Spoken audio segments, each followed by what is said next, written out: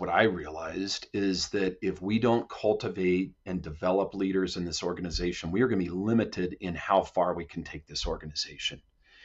In any case where an organization is going to be able to have success, where it's going to be able to advance in its marketplace, it's going to directly correlate to the quality of the leaders within that organization. I mean, the individual can only get it so far.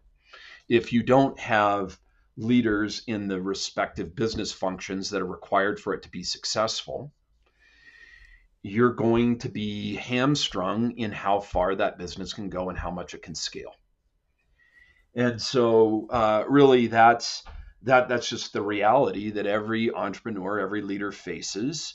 Is that if I don't develop the leaders around me, if I don't develop this team, it's going to stop. I'm only going to get it so far.